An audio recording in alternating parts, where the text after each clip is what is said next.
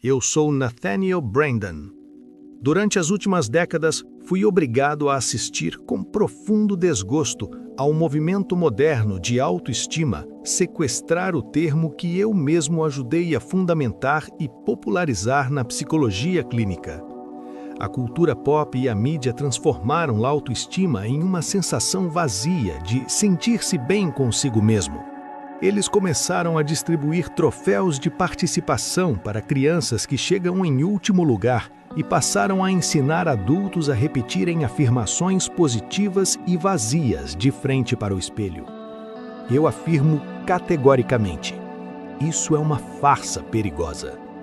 A verdadeira autoestima não é um presente que a sociedade lhe dá, é uma conquista bruta do seu próprio caráter.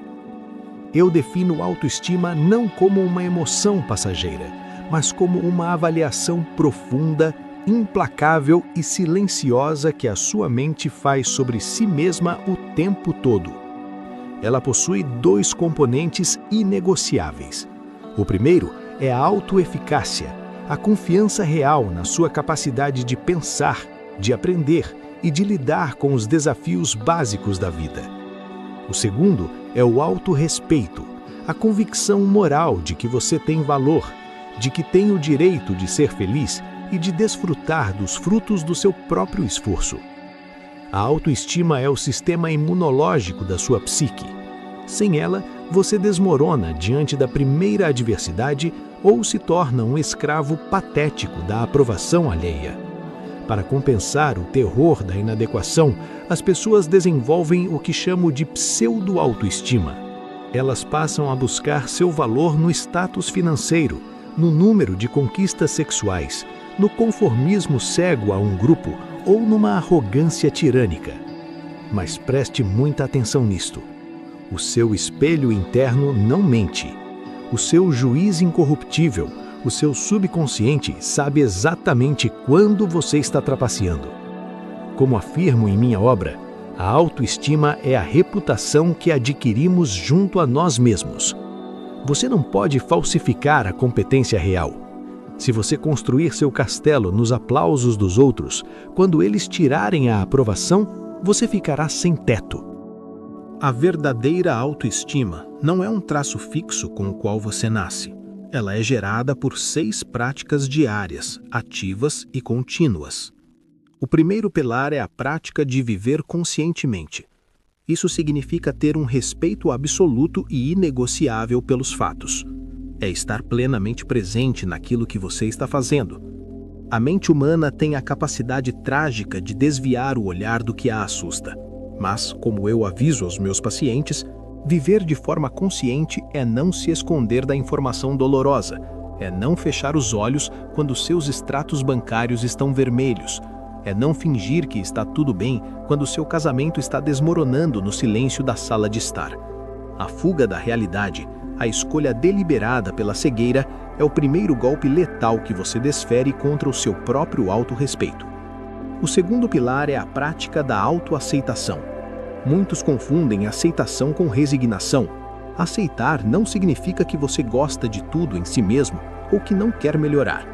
Aceitar significa reconhecer o fato irrefutável de que o que é, é. Se você sente inveja, se sente um medo paralisante ou uma raiva obscura, você deve aceitar que esse sentimento é seu naquele exato momento, sem tentar reprimi-lo ou mentir sobre ele. Você deve escolher não ser o seu próprio inimigo. Não entre em guerra contra os fatos da sua própria biologia ou do seu histórico emocional. O psicólogo Carl Rogers capturou perfeitamente a essência deste pilar ao dizer: o curioso paradoxo é que quando me aceito exatamente como sou, então posso mudar. Como eu mesmo reitero, o primeiro passo rumo à mudança é a aceitação. Uma vez que você aceita a si mesmo, você abre a porta da mudança. Negar a sua dor é trancar a porta da sua própria cura. Chegamos agora à pílula mais amarga de toda a psicologia humana. O terceiro pilar é a prática da autorresponsabilidade. Você é 100% responsável pelas suas escolhas, pelos seus desejos, pelo seu nível de consciência no trabalho e pela sua própria felicidade. É verdade que você não é responsável por tudo o que lhe acontece. Tragédias, acidentes e traições ocorrem. mas você é e sempre será o único responsável por como responde a isso. Como disse o filósofo estoico Epicteto, não é o que acontece com você, mas como você reage que importa. Neste ponto, revelo a vocês o núcleo do meu pensamento. A verdade mais dura que tive que aprender e aceitar foi esta: ninguém virá me salvar. Ninguém virá consertar sua infância. Ninguém virá fazer sua carreira decolar. Ninguém virá salvar o seu casamento. Aceitar a pílula da solidão proativa é aterrorizante por um segundo, mas é absolutamente libertador para o resto da sua vida. É a transição definitiva de passageiro vitimizado para motorista da própria existência. O quarto pilar é a consequência direta disso, a prática da autoafirmação. Autoafirmar-se é honrar as suas vontades, os seus valores e as suas necessidades, buscando formas adequadas de expressá-las na realidade. Não significa sair atropelando os outros de forma egoísta, mas significa ter a coragem inabalável de dizer não quando necessário. É parar de se camuflar, de encolher a sua personalidade para não incomodar ou para agradar pessoas que não importam. Aquele que se apaga sistematicamente para pertencer a um grupo acaba cometendo um assassinato lento contra si mesmo. Se você não defender o seu espaço no mundo, o seu inconsciente registrará a sua covardia e retirará o seu autorrespeito. O quinto pilar é a prática de viver com propósito.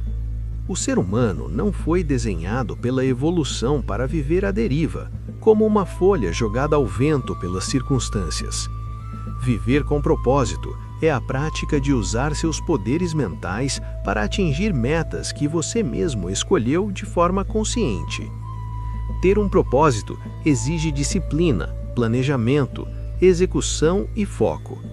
A competência real gerada ao atingir os seus objetivos diários, seja construir um negócio, educar um filho ou dominar uma nova habilidade, é o único alimento verdadeiro da sua autoeficácia. Como ecoou o Dalai Lama, só existem 2 dias no ano em que nada pode ser feito. Um se chama ontem e o outro se chama amanhã. O propósito só existe na execução no dia de hoje. E, finalmente, o sexto pilar, que amarra e sela todo o sistema, a prática da integridade pessoal. A integridade é a integração absoluta entre os seus ideais abstratos e os seus comportamentos físicos. Quando você diz que a sua família é a coisa mais importante do mundo, mas trai a sua esposa ou ignora seus filhos, o seu inconsciente registra a hipocrisia e pune o seu autorrespeito de forma implacável. Você pode mentir para sua esposa, para o seu chefe e para o seu analista, mas você não pode mentir para o seu arquivo interno. O veredito dessa desonestidade será emitido em você sob a forma de ansiedade crônica e insegurança. A integridade acontece quando as suas ações no escuro correspondem exatamente às suas palavras na luz. Eu sou categórico sobre isso.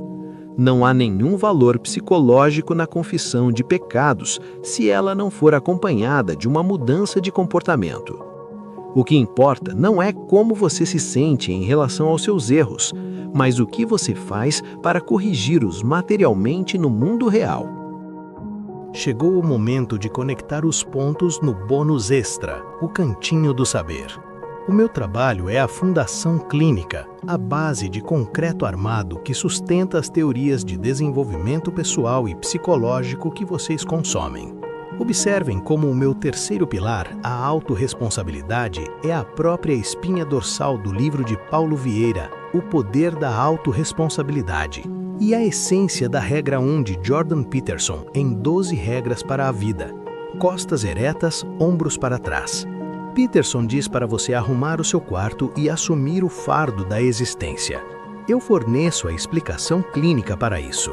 Se você esperar que alguém arrume o seu quarto, a sua autoeficácia morre e o seu autorrespeito atrofia. Nós dois concordamos que a competência é a única cura para o caos. A minha denúncia da pseudo-autoestima e da busca eterna por aprovação é exatamente o que gera a codependência destrutiva que Henry Cloud e John Townsend combatem no livro Limites no Casamento. Uma pessoa que aplica os meus 6 pilares não se funde doentiamente ao cônjuge. Ela naturalmente estabelece e defende limites saudáveis. E ao lado de Ikiro Kishimi, na Coragem de Não Agradar, eu reforço que separar as suas tarefas das tarefas dos outros é a essência da autoafirmação e da verdadeira liberdade adulta. Como eu denuncio no livro, se o meu objetivo for provar que sou suficiente, o projeto continuará até o infinito, porque a premissa de que não sou suficiente está por trás de tudo o que faço. Minha lição final nesta síntese: a autoestima não é um feitiço motivacional. Ela é o resultado suado de quem você decide ser todos os dias diante das dificuldades. Assuma o volante da sua vida hoje, pois o resgate não virá de fora. Obrigado por encarar a realidade comigo.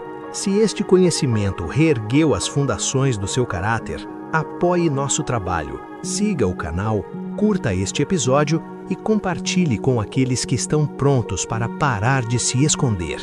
Até a próxima!